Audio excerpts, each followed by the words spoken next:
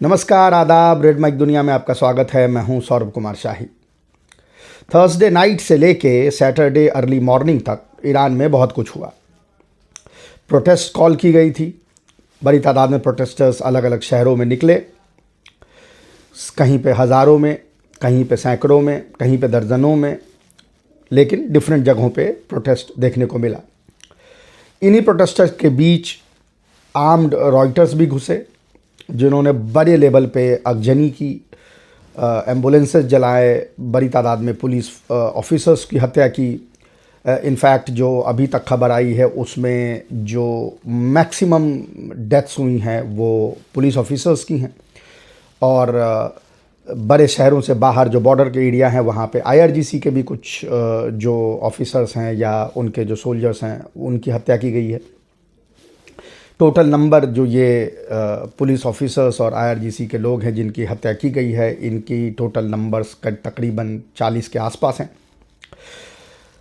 Restrain रहा है mostly. In fact पहले दिन जो थर्सडे के नाइट को जिस तरह से प्रोटेस्ट हुए थे, जिस तरह से आगजनी की गई थी, उसमें अगर पुराना वक्त होता तो फायर ओपन किया जा सकता था, लेकिन उस तरह से वहाँ पे फायरिंग नहीं की गई है। इनफैक्ट बहुत रिस्ट्रेंड तरीके से उसको कंट्रोल किया गया। याद रखें, day to day policing Iran में जो है वो इलेक्टेड गवर्नमेंट का काम है, और जाहिर है कि पजेश्कियान की गवर्नमेंट जो है वो उनका सपोर्ट बेस इन लोगों में है, जिनमें से एक बड़ी तादाद जो है ये प्रोटेस्ट करने के लिए अभी आई हुई थी।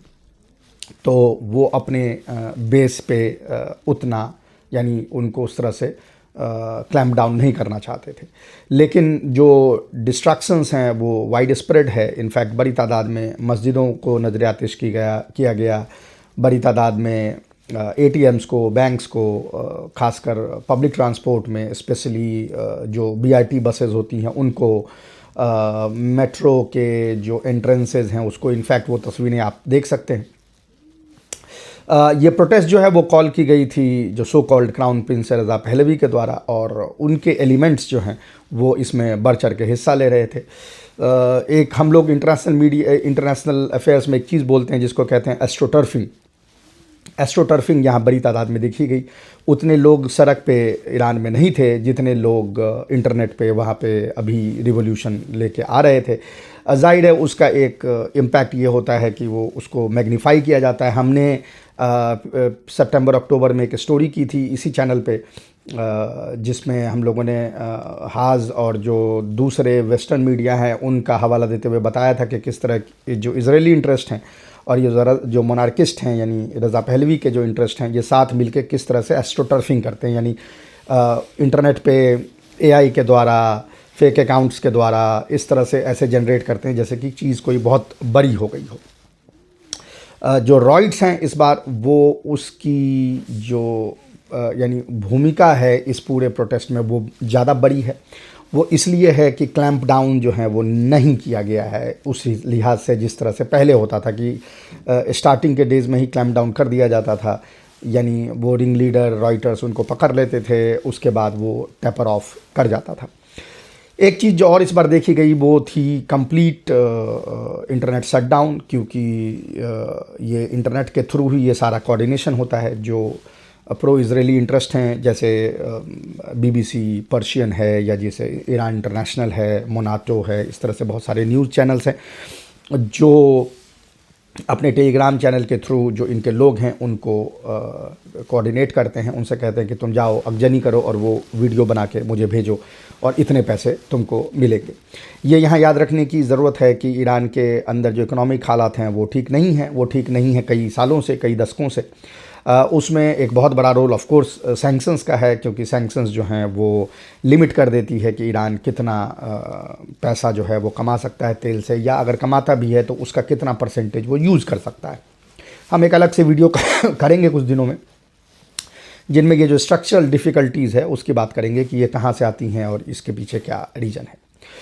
जब ये पूरा का पूरा प्रोटेस्ट शुरू हुआ तो इनिशियली इनको बाज़ारियों ने, यानी जो शॉपकीपर्स हैं उन्होंने, और वो इंटरेस्ट जो ईरान पे जो सैंक्शंस लगे हुए हैं उसका जो फ़ायदा उठाते हैं ईरान के अंदर वो लोग जो इस सैंक्शन को बाईपास करने के मैकेनिज़्म का हिस्सा हैं, लेकिन साथ ही साथ वो अपनी जेब भरते हैं, उनके अगेंस्ट में एक कार्रवाई जो है वो पजेश्कियान गवर्नमेंट के द्वारा की गई थी। ये कार्रवाई डिफ़िकल्ट है ऑफ कोर्स, क्योंकि इसमें आप कुछ को डिफ़िकल्ट डिसीजंस लेने होते हैं और it has a short term effect, लेकिन अगर वो नहीं स्टेप लिए जाएंगे तो ये फर्दर इकोनॉमिक डिग्रेडेशन ईरान का होता रहेगा। उन्हीं लूप होल्स को बंद करने के लिए प्रोटेस्ट जो है वो इनिशियली कॉल की गई थी, और जैसा हर बार होता है इस तरह का कभी प्रोटेस्ट होता है तो उसमें तुरंत जो मोसाद एफिलिएटेड ग्रुप्स हैं और जो वेस्टर्न एफिलिएटेड ग्रुप्स हैं वो इसका हिस्सा बन जाती हैं। आश्चर्य मुझे इस बात से होता है कि ये चीज़ें सबको पता है, ये वेस्टर्न मीडिया खुद कहती हैं। अगर आप अपने स्क्रीन पे थोड़ी देर में देखेंगे, जो वॉशिंगटन पोस्ट के रिपोर्टर हैं और रदर एडिटर हैं डेविड नेटियस, उनके बारे में ये कहा जाता है कि वो CIA के अनऑफिशियल एहलकार हैं। उनका बयान आप खुद ही देख लें, जिसमें वो खुद कह रहे हैं कि ये पूरी की पूरी जो है वो कोशिश अमेरिका और इजराइल की है इसको करने की, और वो इसको एज अ प्राइड के तरह प्रेजेंट करें, नॉट एज एन एक्सक्यूज़ वो प्रेजेंट करें। वो कह रहे हैं कि जो स्टारलिंक इंटरनेट सिस्टम है एलन मस्क का, उसको भेजने की कोशिश पिछले बार भी हुई थी, लेकिन फिर अमेरिका और जो इजरायली इंटेलिजेंस था उनको ये लगा कि अगर ये पकड़ा जाएगा तो वो उन चैनल्स के थ्रू जिसके थ्रू ये इन्फिल्ट्रेशन बार बार करता है अमेरिका ईरान के अंदर में, वो चैनल्स एक्सपोज हो जाएंगे। तो उन्होंने रिस्क वो कॉस्ट बेनिफिट एनालिसिस करके उन्होंने सोचा कि इसको नहीं किया जाए, लेकिन इस बार उनको ये बेनिफिट्स ज़्यादा दिखे, कॉस्ट कम दिखा, तो वो स्टारलिंक उसको भेजते रहे ताकि ये इंटरनेट शटडाउन के बीच स्टारलिंक के थ्रू वो कोऑर्डिनेट इन रॉइट्स को कर सकें। लेकिन इसमें एक और भी चीज़ होती है, जब कंप्लीट इंटरनेट शटडाउन होता है तो फिर आपके पास डिपेंडिंग ऑन कि आपकी इलेक्ट्रॉनिक वॉरफेयर क्या कैपेबिलिटीज़ आपके पास हैं, आप आइडेंटिफाई भी कर लेते हैं कि ये स्टारलिंक जो है वो कहाँ कहाँ से यूज़ हो रहा है, जो इस बार देखने को मिला। क्योंकि रशिया ने कुछ टेक्नोलॉजीज़, हालांकि वो इतनी इफ़ेक्टिव नहीं है, इतना वाइड स्प्रेड नहीं है, क्योंकि उसमें आपको नंबर ऑफ़ इक्विपमेंट्स जो हैं वो बहुत ज़्यादा करने होते हैं, उतने इक्विपमेंट्स हैं नहीं, लेकिन रशिया ने कुछ टेक्नोलॉजी प्रोवाइड की थी ईरान को, जिसके थ्रू इस तरह के जो स्टारलिंक और इस तरह का जो भी सिस्टम है उसको आइडेंटिफाई किया जा सके। इनफैक्ट थर्सडे नाइट को जब ये बंद किया गया इंटरनेट, उससे जस्ट पहले ईरानियन हैकर ग्रुप हंजला जो है वो उसने एक बहुत बड़ा रेवोल्यूशन किया था, जिसमें वो ऑफिसर्स जो मोसाद के एजेंट हैं ईरान के अंदर रहते हैं और वो उनके लोग जो इसको कोऑर्डिनेट करते हैं, उनकी पूरी की पूरी फ़ोन लिस्ट और उनका नाम और ये वगैरह जो है वो एक्सपोज़ किया गया था। लास्ट 2-3 दिनों से बड़ी तादाद में उसमें गिरफ्तारियां हो रही हैं। इस बार जो ईरानियन जुडिशरी है, नॉर्मली ईरान में जब ये राइटिंग्स होती हैं, राइट्स होता है, तो नॉर्मली क्या होता है कि जो यंग लोग हैं, अनलेस कि वो डायरेक्टली किसी फॉरेन इंटेलिजेंस एजेंसी से जुड़े हुए हैं, उनको गिरफ्तार किया जाता है, उनके माँ बाप को बुलाया जाता है, वार्निंग दी जाती है, छोड़ दिया जाता है। लेकिन इस बार जो उनकी जुडिशरी है उसने बड़े क्लियरली कहा है, उनके माँ बाप को भी चेतावनी दी है कि ये आर्म्ड हैं, ये सड़क पे आते हैं, गोलियां चलाते हैं, ऑफिसर्स इसमें मारे जाते हैं, और अगर एक्सचेंज ऑफ फायर में ये मरेंगे तो फिर ये ना कहना कि एक्सचेंज ऑफ फायर में हमारे बच्चे जो हैं वो मारे गए हैं। एक और चीज़ जो इस बार देखी गई है, जो प्रोफाइल उन प्रोटेस्टर्स की है जो वायलेंट हैं, वो प्राइमरली 17 से लेके 23-24 साल के एज ग्रुप वाले हैं। जो उससे ऊपर के एज ग्रुप के हैं उसकी पार्टिसिपेशन इस बार जो है वो काफ़ी कम है। वो प्राइमरली इसलिए भी है कि जैसा हमने पहले भी कहा था कि जो सोशल नॉर्म्स थे उसको जो क्लैम्प डाउन उस पर जो ईरान करता था, इंक्लूडिंग हिजाब को लेके और भी चीज़ें हैं, उस पर काफ़ी जो है कमी की गई है। इनफैक्ट वो एक टैसिट अंडरस्टैंडिंग है, गवर्नमेंट भी इसको प्रेशराइज नहीं करती, और जो प्रेसिडेंसी इन पावर है वो जाहिर है कि उसके प्राइमरी वोटर्स ये यंग लोग हैं, तो उनके हक में ये चीज़ किया गया है। इनफैक्ट एक कानून भी बनाया गया था इसको इन्फोर्स करने के लिए दोबारा, लेकिन उस कानून को अभी तक पजेश्कियान गवर्नमेंट ने रेटिफाई नहीं किया है। तो एक वो उसका इफ़ेक्ट भी इसको देखने को मिला। छोटे शहरों में खासकर जो वेस्टर्न ईरान में है वहाँ पे ज़बरदस्त फाइटिंग हुई है, क्योंकि इसका फ़ायदा उठा के जो कुर्दिश सेपरेटिस्ट हैं, जो बेसिकली वो इंटर स्टेट उनका ऑपरेशंस होता है, वो सीरिया में भी हैं, वो इराक में भी है, वो ईरान में भी है, वो टर्की में भी हैं, और आपस में कोऑर्डिनेट करते हैं। उसका एक बड़ा हिस्सा स्पेशली जो इराक से सटे हुए जो कुछ प्रोविंसेस हैं जिसमें मेजॉरिटी कुर्द्स हैं, उसके कुछ शहर जैसे इलाम हुआ, खुर्रम शहर हुआ, या जो कुछ अरब प्रोविंस हैं जैसे खुज़स्तान है और ये है, उनमें काफ़ी बड़ी तादाद में वो घुसे थे। उन्होंने बड़ी तादाद में सिक्योरिटी फोर्सेस पे हमला भी किया है, और कोशिश ये थी कि वहाँ पे जो यानी जो जिसको कोर्ट कहते हैं हम लोग, यानी जो आर्मरी होती है, उस पे कब्ज़ा कर लिया जाए, या उस तरह के जो कोई नोडल पॉइंट हैं या मिसाइल बेस है, इस तरह के जो चीज़ हैं उस पे कब्ज़ा करने की एक कोशिश हुई है। लेकिन वहाँ पर बड़ी तादाद में वो मारे गए हैं जो ये फाइटर्स हैं कुर्दिश। इनफैक्ट कुछ हलकों में ये भी कहा जा रहा है कि इसके लिए इंटेलिजेंस जो है वो टर्की ने प्रोवाइड की ईरान को, और बताया कि फ़लाना फ़लाना जो खासकर जो ईरान के अंदर जो जो कुर्दिश ग्रुप एक्टिव हैं जैसे कुमाला है, वो उन ग्रुप्स के जो मेंबर्स थे उनके मूवमेंट को फॉलो किया, और जब वो इराक से एंटर कर रहे थे तो उनको इंटेलिजेंस जो है वो प्रोवाइड की गई ईरान को, और उनको वहाँ पे काउंटर किया गया। ईस्ट में भी जहाँ पे बलोच हैं वहाँ पे भी कुछ शहरों पे इस तरह की कोशिश की गई हमला करने की, उसको कब्ज़ा करने की। यानी ओवरऑल सिचुएशन जो है वो अभी काफ़ी सीरियस है, लेकिन अभी भी in terms of numbers, in terms of participation ये उतनी नहीं है कि इसको एक कहा जाए कि एक काउंटर रिवॉल्यूशन जो है वो वहाँ पे हो गया है या हो रहा है। लेकिन हो रहा है यूँ है कि अगर ये कंटिन्यू रहा, यानी अगर इकोनॉमिक ग्रीवांसेस जो हैं वो और कंटिन्यू करते रहे, तो वो जो एक पॉपुलर सपोर्ट, एक पॉपुलर बेस जो इस इस्लामी निज़ाम को है, उसको वो फर्दर इरोड करता रहेगा। इनफैक्ट कल यानी सैटरडे को बहुत बड़ी तादाद में जो है वो प्रो गवर्नमेंट वहाँ पे रैलीज़ हुई हैं, बड़ी बड़ी रैलीज़ हुई हैं इनफैक्ट और उसके नंबर्स जो हैं वो काफ़ी ज़्यादा हैं। लेकिन ये याद रखें कि आइडियोलॉजी तब तक ही काम करती है जब तक आप यानी वो हम जो अपने यहाँ इंडिया में बोलते हैं ना कि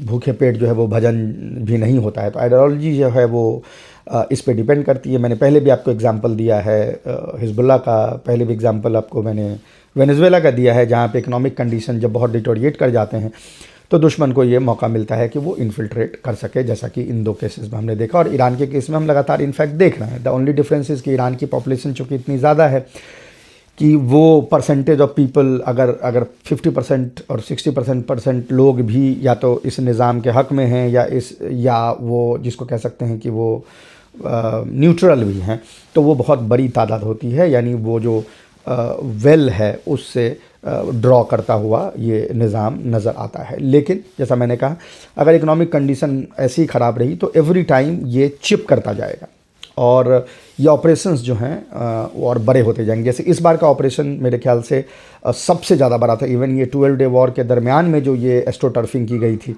इसके बारे में हमने अक्टूबर में एक प्रोग्राम भी किया था, उस एस्ट्रोटर्फिंग से भी बड़ी एस्ट्रोटर्फिंग यहाँ पे की गई है। और इंटरनेशनली इस तरह से माहौल बनाया जा रहा है कि जैसे ये कोई यानी जो नंबर्स इंटरनेट पे हैं उसको इस तरह से प्रेजेंट किया जा रहा है कि ज़मीन पे भी उसी तादाद में लोग हैं और वो गदर करने के लिए बाहर आए हुए हैं। इसका सबसे बढ़िया एग्जांपल ये है कि ये जो Prince, so called prince Reza Pahlavi हैं, उनका कल का ट्वीट आप देख लें।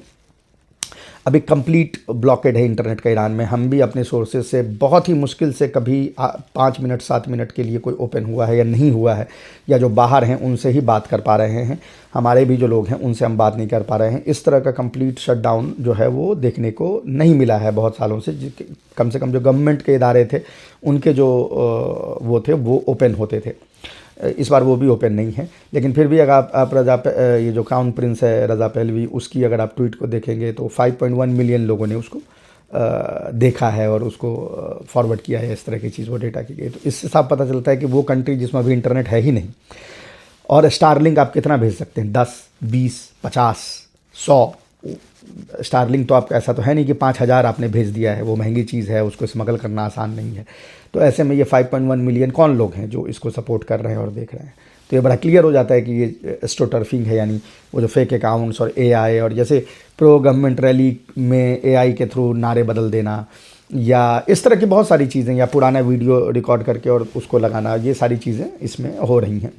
इंडियन मीडिया ऑफ कोर्स उसकी कोई हैसियत, इसको स्टैंडर्ड दुनिया में नहीं है, तो मैं उसकी बात तो मैं करना भी नहीं चाहता। लेकिन मसला ये है कि आप में से बहुत लोग वो देखते हैं, और जाहिर है कि देखेंगे भी, आपको भी लग रहा होता है कि कुछ ना कुछ ब्रेकिंग हो रहा है। और हम यहाँ ब्रेकिंग न्यूज़ के लिए तो नहीं आए, मतलब हमारा जो मॉडल है वो ये नहीं है कि कुछ हो रहा है तो हम आपके पास माइक लेके पहुँच जाएँ, आपको बोलने लगे कि अच्छा ये हो रहा है, वो हो रहा है। चीज़ों को समझने की कोशिश करते हैं, जो चीज़ें निकल के आती है उसको एनालाइज़ करने की कोशिश करते हैं, फिर आपके पास कुछ प्रेजेंट करते हैं। अगर प्रेजेंट करने के लायक कोई चीज़ हो तो ये तवक्कुआत आपकी नहीं होनी चाहिए कि हम कोई ब्रेकिंग न्यूज़ का यहाँ पे काम कर रहे हैं। वो आपके सोर्सेज जहाँ पे हैं, आप मेरी स्ट्रीम मीडिया ही देखते हैं और उससे मुतासिर होते हैं, तो अल्टीमेटली तो मेरा काम भी ऐसे फ्यूटाइल हो जाता है कि मैं फिर वो वीडियोस बनाना और वो बताना कि ये चीज़ें कैसे काम करती हैं, बहुत ज़्यादा फ़र्क नहीं पड़ता। पर जैसे ही इसमें और भी कुछ डेवलपमेंट होता है, कुछ ऐसा डेवलपमेंट होता है जो बताने लायक हो, रॉइड्स हो रही हैं तो उसमें हम क्या बताएं कि वो कि बसें जलाई जा रही हैं, तो वो मतलब बसें जलाई जा रही हैं, वो कोई न्यूज़, उसके लिए उसका कोई एक्सप्लेनेशन तो मैं दे नहीं सकता कि क्या हो रहा है। रॉइड्स हो रही हैं, क्लैम्प डाउन भी हुआ है, लेकिन अभी तक ऐसा नज़र नहीं आया है कि निज़ाम जो है वो क्रैक कर रहा हो। निज़ाम को क्रैक करने के लिए जो प्राइमरी चीज़ होती है वो ये है कि उसके जो एलिट्स हैं, एलिट्स कहने का मतलब जो बड़े जर्नैल हैं, जो बड़े इंडस्ट्रियलिस्ट हैं, साइंटिस्ट हैं, वो उससे ब्रेक करते हैं या नहीं करते हैं। उस तरह की चीज़ अभी तक नहीं देखी गई। हालांकि ट्रंप की भी ये पूरी कोशिश है, उसने भी बार बार धमकी दी है, बार बार वो ट्वीट कर रहा है, वो कोशिश कर रहा है ये करने की, पर अभी तक इस तरह से कोई मूवमेंट नज़र नहीं आई है। अगर इस तरह की कोई मूवमेंट नज़र आती है जिसमें कि ऐसा लगता है कि निज़ाम में क्रैक आ रहा है, तो हम आपके पास फिर वो लेके आएंगे। अगर ये लगता है कि ये प्रोटेस्ट टेपर कर रहा है तो फिर वो हम आपके पास खबर लेके आएंगे। लेकिन ये तवक्कुआत नहीं होनी चाहिए कि डे टू डे हम ये कोई ब्रेकिंग न्यूज़, हम कोई आज तक जैसा किसी भी फुटेज में कुछ भी बोल के और वो आपके सामने प्रेजेंट करे। वो ना मेरी एक्सपर्टीज़ है और ना मैं वो कभी करने वाला हूँ, तो इस चीज़ का भी ख्याल रखें। अभी के लिए इतना ही, हम आपसे फिर मिलेंगे किसी और इशू पे। तब तक के लिए नमस्कार।